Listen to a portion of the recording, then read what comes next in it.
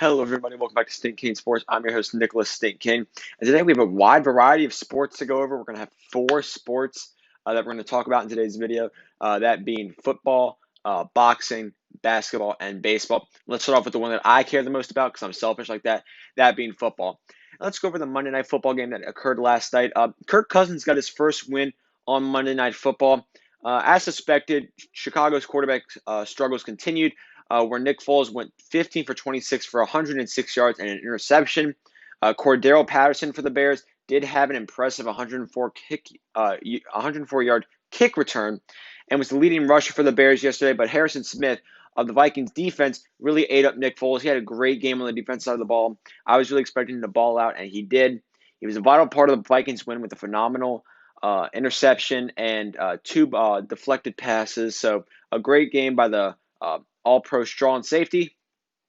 And, Kirk Cousins, was really the key to the Vikings win, honestly, last night. Despite his one interception, had a great game. I mean, he opened 14 for 15 and ended up going 25 for 36 in total and was just shy of 300 yards, and he had two touchdowns. So, it was a good win for the Vikings. They improved to 4-5, and if things fall into place for them, the Vikings could potentially squeeze into the playoffs if they get lucky. And moving right on into that, let's move into my power rankings for Week 11. At number 10, I have the Indianapolis Colts. They had an impressive win on Thursday night. They're playing well. Their offense is looking a lot better, and their defense is top 3 in the league. I like the Colts at number 10 right now. At number 9, I have the Rams, who just came off a big win against the Seahawks.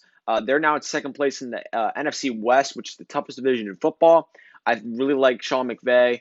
Jared Goff scares me, but their wide receiver core is solid, and their defense is also extremely good. So I have the Rams at number 9. Number 8, I have the Ravens taking an embarrassing loss Sunday night against the Patriots. And, Lamar didn't really play that bad. It's just their defense couldn't seem to come up with any big stops. And, on third down, the Patriots really chewed up that clock. So, but the Ravens, they're really not going to win the NFC North realistically at this point.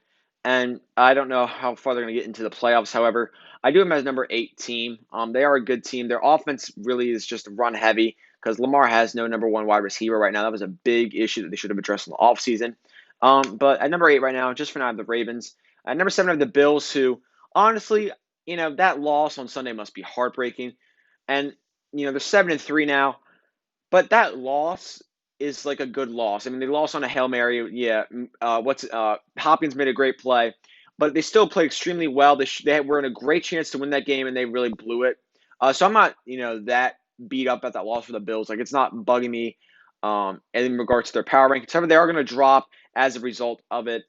They played well. Their defense continued to let up too many points, in my opinion, for how highly touted it was at the beginning of the year. Josh Allen had 2 interceptions, but he did play well towards the end of the game.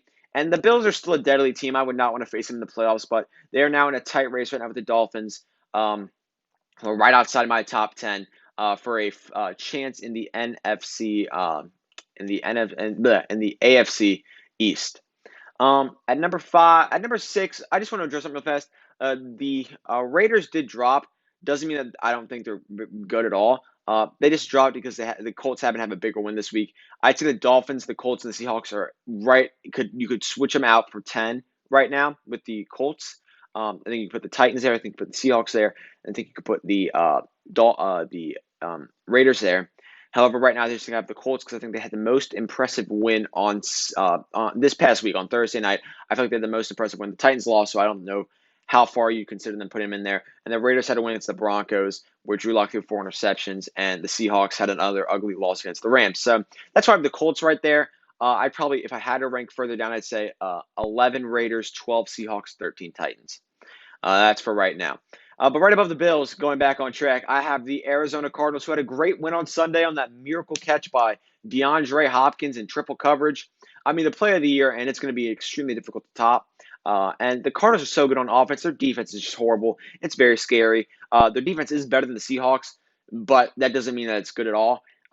They need to improve there somehow, some way. I know they don't have a lot of talent up down there. They have Peterson, and they have some decent safeties, but they desperately do improve on defense because it's not getting the job done. They should have way more than 6. They should have at least 7 wins. They shouldn't be sitting at 6-3. I think they should be sitting closer to 7-2. However, Nonetheless, the Cardinals did have a great win on Sunday, and they are at number 6 right now. Kyler Murray is so exciting to watch. He's one of my favorite players to watch right now. He's so exciting. Not one of my favorite players, but he's one of my favorite players to be watching right now. He's playing great, out of his mind. Real excited to see what the Cardinals continue to do throughout the year. Number 5 are the Packers. They had a really ugly win against the Jags on Sunday. Not much to be said there. Their defense still kind of scares me. Their offense is good. Aaron Rodgers is a freak. But number 5 right now, I just have the Packers kind of in the middle right now. Number 4, the Buccaneers, who had a great bounce back win. I really think that Sunday night game was a little telling, but it also kind of was a little bit of fluke. I think they would have lost, but in normal circumstances, kind of like they did in Week 1. I don't think I think the fluke was the blowout. But I do think they're a very good team. I think they're a very deadly team. They have a great wide receiver trio, arguably the best in the past 10, 15, 20 years. And their running game is strong with Jones and Fournette, and their defense is good. So the Bucs right now, their biggest weakness is their own line, but I like having them at 4 right now. I think they're a very, very dangerous and good team. They're right neck and neck with the Saints right now, who I have at number 3. And man, the Saints have really come out of nowhere. They're on a 6-game win streak. They're absolutely playing phenomenally. They've really kind of shown out in their past 2 games, and I'm excited to see what they keep doing. Yes, Drew Brees is out for a couple weeks. I do think Jameis Winston will be able to man it down for the most part. Keep most games close and a lot of them winnable. I think he will win majority of the games that he plays in, kind of like Bridgewater did last year. They have Michael Thomas back. Their defense, their secondary is playing phenomenal right now. And I don't like what's going on in New Orleans right now. They're starting to click, which I didn't see earlier in the year. So New Orleans right now, I have a number 3, and I'm excited to see how they finish out the season. And then at number 2 and 1, I have the Chiefs and the Steelers. Nothing big there. Let's move on to boxing.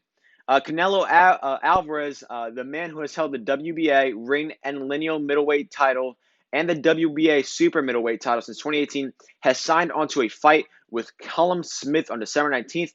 Canelo Alvarez is 53, 1 and 2 in 56 fights with 36 wins by knockout, and he's regarded as one of the top pound-for-pound fighters in the world. Probably 1 and 2. You can put him at 1, put him at 2. Up there with Terrence Crawford, who, by the way, had a phenomenal knockout against Kell Brook in the 4th round in the Saturday night match to move him to 37-0 and with 28 wins by knockout. I'm hoping he gets the mega fight against Manny Pacquiao or Errol Spence. And I think he needs it, on his resume to have that huge fight. And I think it's likely going to happen due to the comments that Bob Arum said following the Saturday night victory in the post-fight interview, where he said that the fight to Pacquiao was close to happening before the pandemic broke out. So I think it really could happen if the price is right, and it seemed like the price was right then.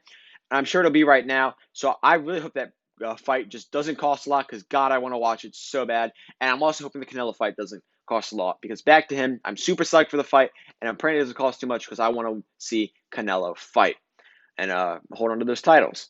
And the NBA, we have a couple big free agency moves. They're honestly trades. A lot of big moves in the NBA. Drew Holiday is going to the Bucks for Eric Bledsoe, George Hill, and 3 first-round picks. Now, realistically, those picks will be in the late 20s. However, it is an interesting trade. People have been claiming that Giannis needs further help. And, yes, he does, but it seems the way that he's, thought of in the league that he shouldn't. However, he needs further help. He hasn't done anything in the past 2 postseasons, even close to winning a title. He's fallen desperately short, and I think this is honestly a good move for the Bucks. I think it's a good move for the Pelicans. So I think only time will tell who the winner for this trade is. Due to the 3 first-round picks, if any of them turn out to be good. However, I think I'm just going to leave this one as a draw right now. See what happens maybe in this year, coming 3, 4, 5 years. See how it all pans out. And my favorite move, and the most exciting in my opinion, the biggest move, James Harden is hell-bent on a move to the Nets. He even turned down $50 million a year from the Rockets to form a super team trio with Kyrie Irving and Kevin Durant.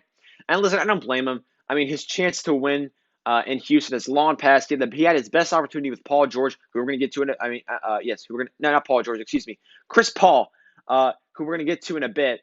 And now with Westbrook likely on his way out and D'Antoni out, I think it's the right move for him if he wants to win a title. And I think now is his chance to make that title chase. He's an absolutely great scorer. I'm excited to see, and I'm intrigued to see how he matches with Kyrie and Durant. I know the 2 big superstars. I'm excited to see how they work together.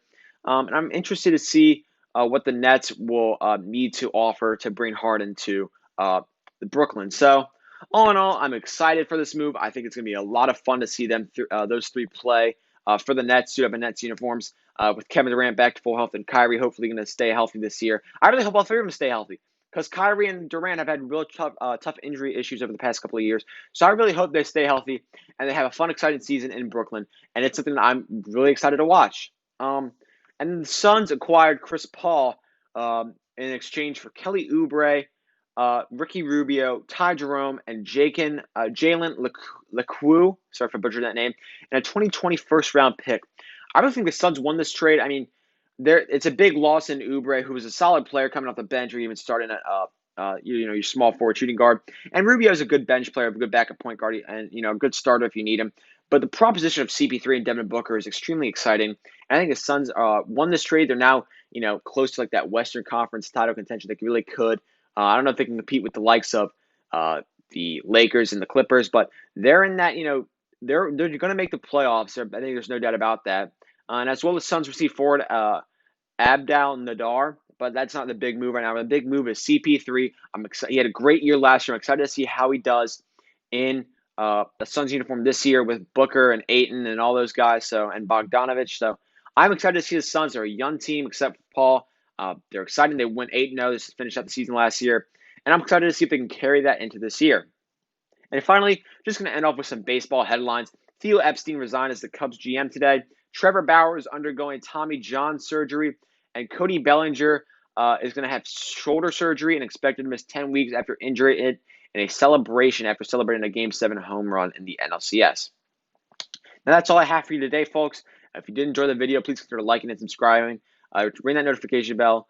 Drop a like on the video if you did enjoy it. Comment. Leave me things to talk about. Critiques. If you disagree with me, anything. And I'm out. Peace.